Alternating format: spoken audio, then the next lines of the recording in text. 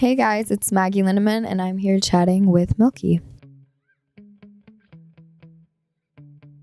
I mean, there's a lot of different concepts throughout the album, but I think the main concept was Suckerpunch, which is an unexpected blow or punch, which I just felt like each one of these songs was a different unexpected thing that happened to me in the making of the album. So, self-sabotaging and being just kind of like lost and having all these things just happen to kind of lead you to the end result, which I put cages at the end because I felt like it was just the end, that I'm like breaking free and basically I'm done doing all this stuff. I'm happy and I want to be who I am. I just made music that I was listening to at the time. So I was listening to a lot of new metal, a lot of hyper pop, pop punk, all of that metal, everything. So I just want to make music that I enjoy listening to. So it didn't really have like a script to follow or anything like that. I wasn't trying to make everything in one box. I was just doing what I liked, and somehow it all worked sonically.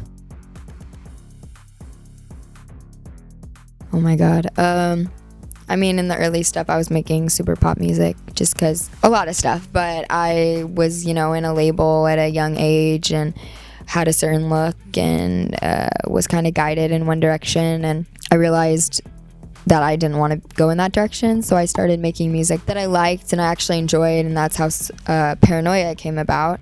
And I just kept going with it and just diving deeper and deeper in the genres I enjoy, which was pop punk. Now it's, it was new metal, hyper pop, everything, and now I don't even know where it's going, but it's going somewhere.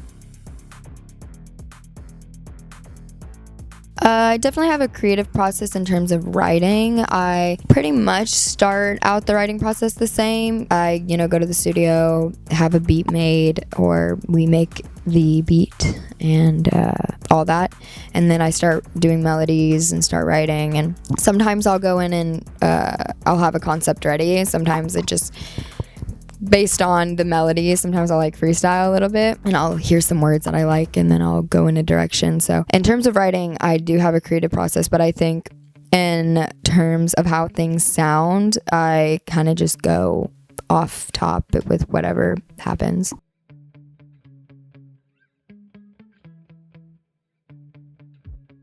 I would probably play She Knows It, Self-Sabotage, and Break Me, probably. So it's really weird. I do not get my own music stuck in my head anymore. Like when I'm in a session and then I leave after working on the song for, 6 hours, however long, I will get it stuck in my head. But for some reason, after every performance, I never have my song stuck in my head. I actually don't really get music stuck in my head, which is really weird. I get phrases stuck in my head, which is really weird. I think the song I'm most proud of, I'm really proud of She Knows It, just because I think that song has a really good hook and I think it's really catchy, and I'm just proud of myself for that one. But I'm also really proud of Self-Sabotage, just because that was one that I left the studio feeling really happy about and feeling like, oh my god, I just wrote a song for myself, like very much for myself, and I felt like I really related, and that was a song I really needed to hear at the time. I mean, it's been really cool. I've always wanted to come to Australia, so it's really cool to be here in general. But going to a different country and seeing people know the words and excited to see you and all that, I mean, it always feels amazing. So for everyone to be so loud, and I like look in the crowd and I see friends holding hands, like screaming the lyrics to each other, which is just such a good feeling. So it's been really, really amazing. No, I held a koala, which was really cool. It was kind of like weird. It was like clawing my neck, but it was really cool. And then I also fed and pet a kangaroo, which was really cool. It's like so Australia in my brain. Like I was like, I have to go to Australia and like pet a kangaroo. But I did that, and that was really, really fun. So yeah. Well, I think performing is really important for me because I actually see the live fan interaction. And, you know, sometimes when you're creating or you make something, you don't feel the impact. Even if you see streams or see people, you know, commenting, saying, oh my God, I love this song. Like, whatever it is, it's one thing to hear it, it's another to see it. So I think performing is really important to me because I actually see that, like, live interaction, and it's a really good feeling. But I also just really enjoy performing because it gives the album such a new life and sometimes a completely different vibe and sound. So it's just really cool to do that and kind of give it that new energy. I mean, I think one thing with obviously a live show, it's different. Like, it just I don't know, it just has a different feel. Sometimes, like, you might mess up. Sometimes I'll do a different melody or I'll hit different notes, stuff like that. It's just fun because I'm just having fun. And live, there's imperfections, which makes it, I think, better because you actually see the vibe and you actually see the realness to the song. So yeah.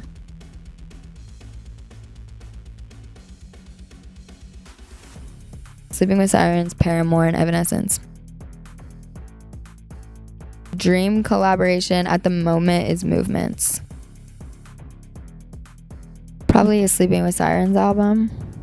Honestly, I don't even have a specific one. I think all of them impacted me greatly. A Tim Burton movie. Okay, what am I thinking while performing? Usually I'm like, oh my God, I'm so thirsty. And then I'm like, oh my God, I'm so tired. Can I sit down right now? And then I'm like, no, I need to stand. I can't sit yet.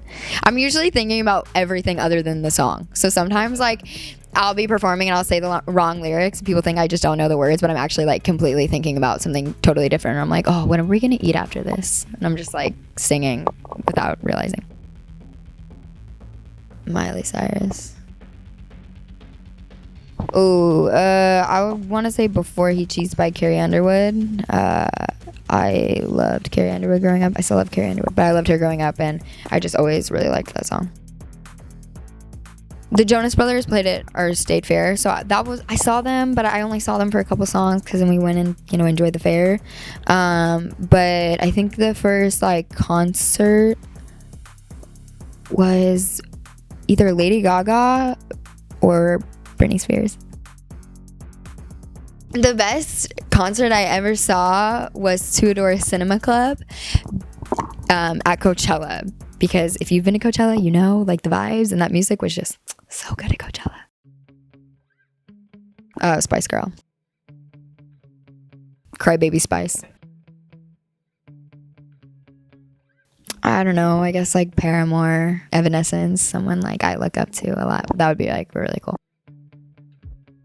I do not do karaoke. I am, like, the most shy person when it comes to that. I will not do karaoke. But it would probably be some, like, dad song, like, dad rock song, like Nickelback or something. There's been so many memorable shows. I think probably most recently my LA show, because I had a lot of friends there and there was a mosh pit.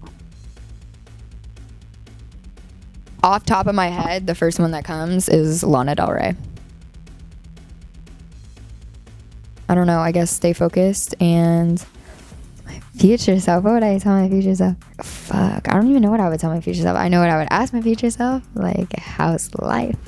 But yeah, I guess just, like, enjoy the little things. Really at a young age, I would say probably, like, really young, but I think for real, like, maybe 11, 12.